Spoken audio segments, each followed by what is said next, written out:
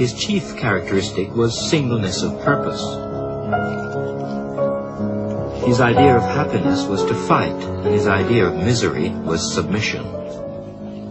His favorite occupation was bookworming, and his favorite poets were Shakespeare, Aeschylus, and Goethe. His favorite heroes were the rebel slave leader Spartacus and the astronomer Kepler. His favorite names were Laura and Jenny, and his favorite dish was fish. His favorite motto was, "You must have doubts about everything," and his favorite color was red.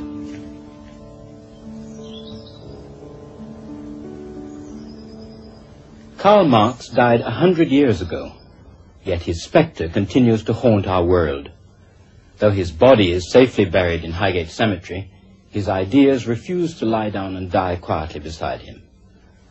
Those ideas have shaped our world more profoundly than Darwin, Freud, or Einstein. They've inspired men and women to fight and die for them, to overthrow old nations and construct new ones. And yet in Britain, where he spent the most productive years of his life, people know relatively little about him, apart from that grim, imposing monument in Highgate Cemetery with its gigantic beard, which has come to be a sort of symbol for what people think of as Marx or Marxism. 14 years I've been coming here now, and my main objective is to endeavour to keep this grave as tidy and as clean as possible. No matter what the weather, whether it's rain, sunshine or snow, there's always someone visiting the grave of Marx, and they come from all parts of the world. I feel it's a rather beautiful monument myself. It's like the philosophy of Marx, I think, so strong. Many English people visit here, like other people, but they know very little about him. But after leaving this cemetery, they've had their first lesson in Marxism after reading the slogan. The philosophers have only interpreted the world in various ways. The point, however, is to change it. That's just as important today as it was when it was written. The words written on Marx's monument are important today because his philosophy has changed the world. From the Soviet Revolution of 1917 to the present day, a third of the world's population, 1,500 million people in over 30 countries, have come to live in societies claiming inspiration from the ideas of Karl Marx. His revolutionary ideas of class struggle have inspired a chain of revolutions throughout the world, but the Marxist states that have resulted have sometimes been a long way from Marx's original ideas. Even the forbidding monument to Marx in Highgate Cemetery is not in fact where he was originally buried. His original grave lies 100 yards away, marked by a plain stone slab. And the contrast between these two graves is like the gap between what Marx was and what he's become, between Marx himself and the long tradition called Marxism. I have never seen a man whose bearing was so provoking and intolerable. He was domineering, impetuous, passionate, full of boundless self-confidence, vain, treacherous, and morose, a powerful, shaggy, untamed old man.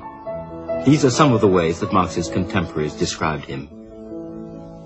Marx was a German Jew, studied philosophy and law, married a minor aristocrat, was forced by his political activities to move from Germany to France to Belgium, finally to settle in Britain, where a Prussian police spy described his life.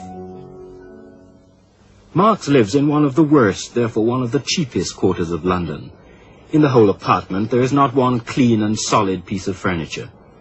In private life he is an extremely disorderly, cynical human being and a bad host. He leads a real gypsy existence. Washing, grooming and changing his linen are things he does rarely, and he's often drunk. Though he's often idle for days on end, he will work day and night with tireless endurance when he has a great deal of work to do. Much of Marx's work was done in the British Museum, using this vast library to research and write a complex, far-reaching, interconnected series of books, pamphlets, articles and manifestos.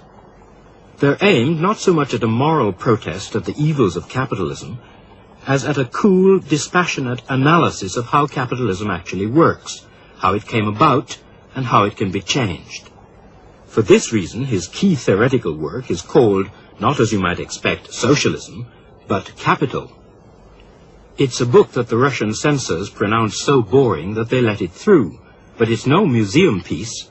Hidden within its sometimes forbidding prose is the promise of revolution. It was a starting point for a chain of ideas that have inspired a world movement.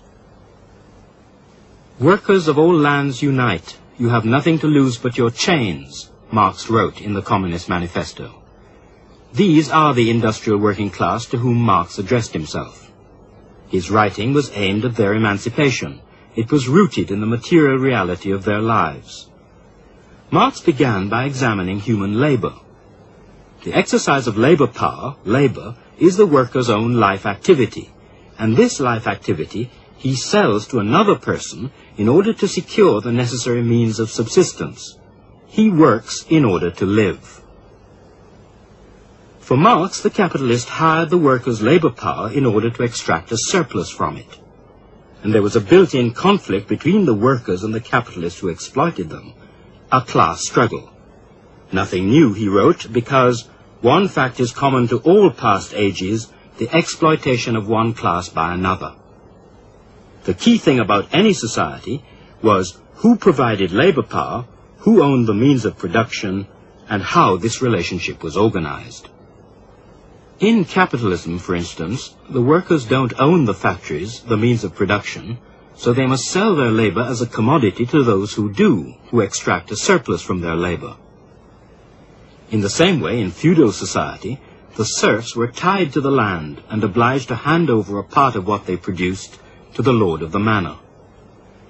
And in slave society, the slaves themselves were physically owned by their masters, who also owned what they produced with their labor. For Marx, the difference between capitalism and previous systems was its phenomenal productiveness and dynamism.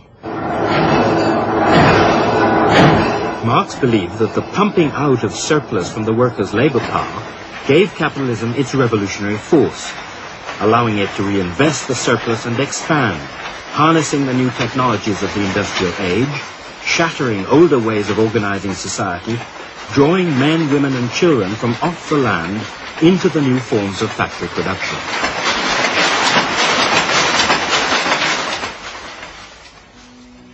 Capitalism adapted workers to the disciplines of factory labor, fixing them in their place.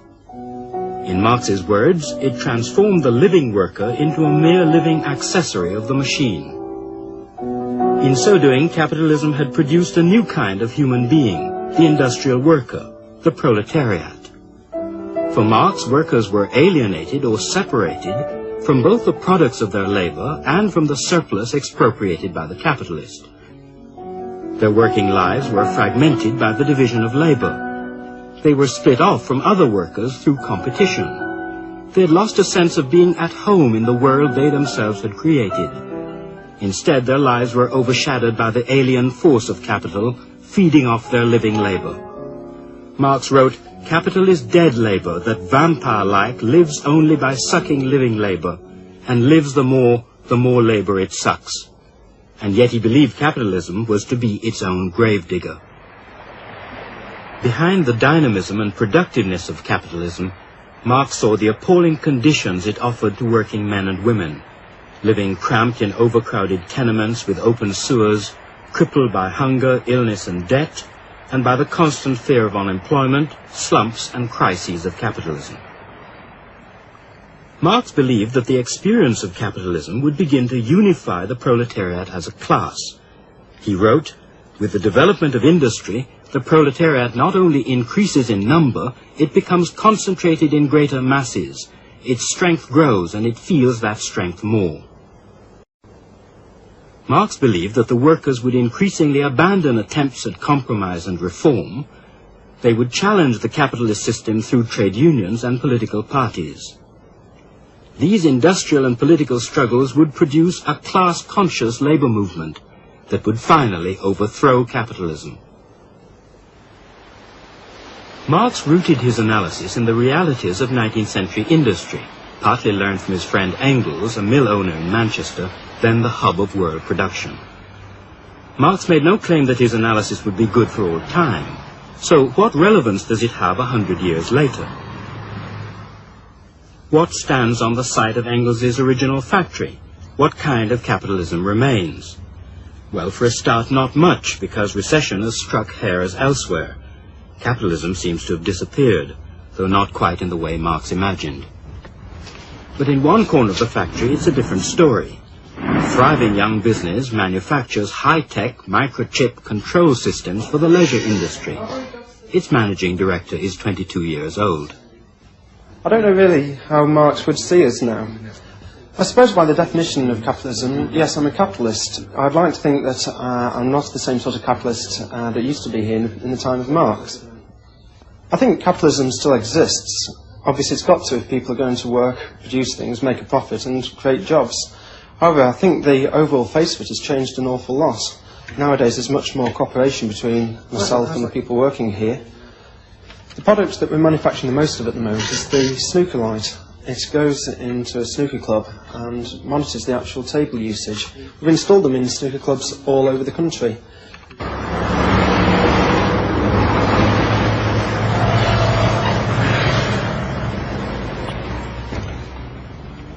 It's an irony that Marx might have cherished that down in London, where Mike Newton's electronic control systems monitor the snooker tables, one young unemployed player sees the system through very different eyes. When you first become unemployed, you start off and you think to yourself, it'll only take 2 or 3 weeks until I find a position I should be alright, you know. Then a week, months, you know, and it just really is soul destroying. I get, what, £22 a week, you know. I'd like to see Maggie Thatcher live off of £22 a week, I really would. You just get deeper and deeper in debt. There's no way in the world that you can live on £22 a week, you know. Like, you can't eat properly, you only eat once a day, and even then only very cheap foods. When you get bills come in, you have to phone the people up or go to see the people, you know, sort of like cap in hand, you know, all the time. Sounds what it was 100 years ago. We're going backwards, you know, instead of forward, we're going backwards. Same old thing, you know, the rich man in his castle and the poor man at his gates. The system, capitalist system, doesn't give us anything, really, you know. They're just, all they're interested in is just make as much money as possible, you know, and like, fuck the rights of the workers. They haven't got any rights as far as they're concerned.